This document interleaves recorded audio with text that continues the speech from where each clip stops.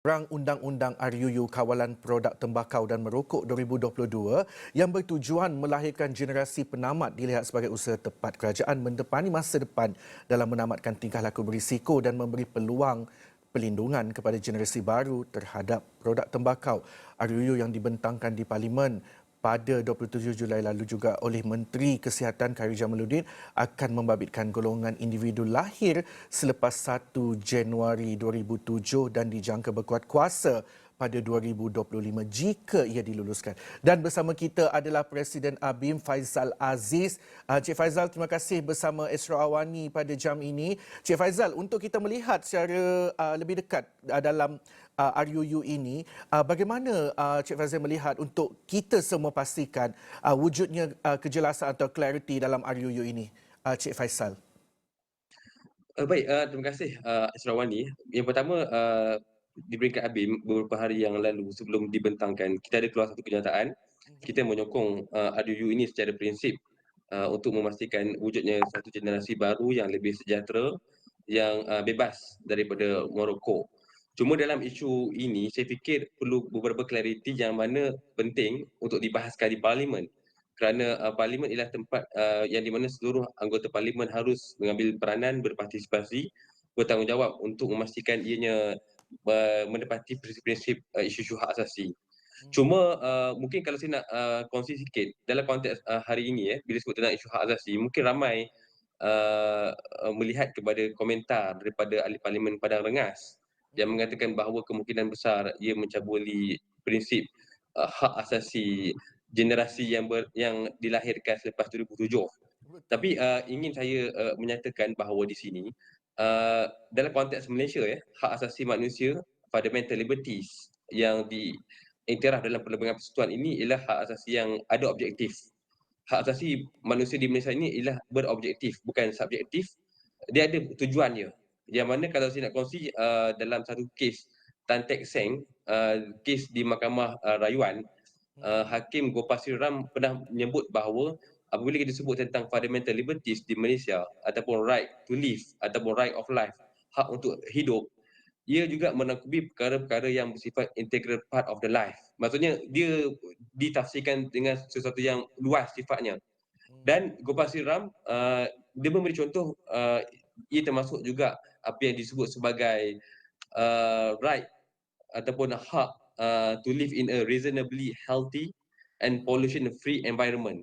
So bagi saya dalam konteks ini bila kita bicara tentang pengawalan rokok kepada generasi yang dilahirkan selepas 2007, dia sebenarnya menepati apa yang disebut dalam kes Tan Teck Seng, iaitu hakim memberi definisi bahawa hak asasi manusia di Malaysia dalam perkara 5 Perlembagaan Persekutuan, right of life atau right to live itu harus diberi interpretasi yang luas, bukan hanya hak untuk melakukan sesuatu perkara tapi hak untuk mendapat kehidupan yang sihat, yang mapan dan juga bebas daripada pencemaran. Jadi itu saya ingat perkara pokok yang harus kita faham dahulu bila bicara tentang hak asasi.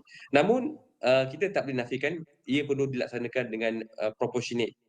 Jadi dalam konteks RUU ini, kawalan tembakau ini, dia harus ada elemen proportionality. Dan saya mengikuti perbincangan di Parlimen bagaimana pindaan juga dibuat seperti contoh uh, denda yang sebelum ni diletakkan RM5,000 diturunkan kepada RM500. Jadi itu antara contoh elemen proportionality yang cuba untuk dibawa supaya ianya tidak terbuka kepada penyalahgunaan kuasa oleh pihak autoriti ataupun pihak pemerintah dalam isu ini.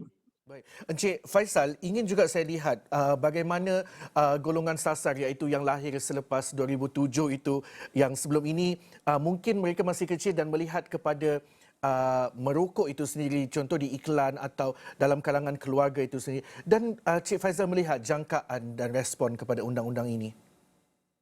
Baik, sebenarnya satu lagi perkara, kita tidak boleh meletakkan ia dalam konteks punitif ataupun hukuman semata-mata. Ia juga perlu dilihat dalam konteks pendidikan.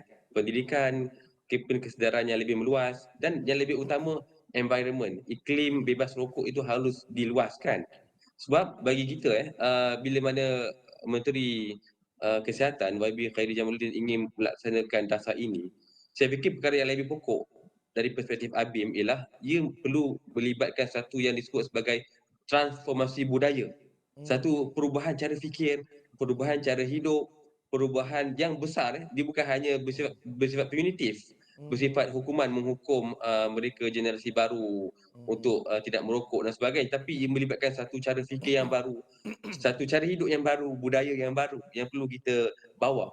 Jadi sebenarnya ini adalah merupakan satu sandaran yang baik untuk kerajaan menguatkuasakan kawalan-kawalan rokok. Seperti contoh yang pernah dibuat sebelum ini merokok tidak dibenarkan di permis makanan dan sebagainya, supaya cara budaya baru, cara fikir yang baru ini dapat diterjemahkan dan ia tidak melahirkan stigma ataupun rasa diskriminasi oleh generasi-generasi baru. Sebab apa? Sebab ia telah pun dijadikan sebagai satu cara hidup, budaya hidup rakyat Malaysia yang bebas rokok. Jadi ia harus paralel, perlu ada penguatkuasaan yang lain sedia ada, ditambah baik lagi, dan dalam sesama perlu digembling bersama dengan NGO, agensi kerajaan, KPKP yang lebih besar untuk kesedaran untuk kita bebas daripada budaya kegiatan ketagihan merokok.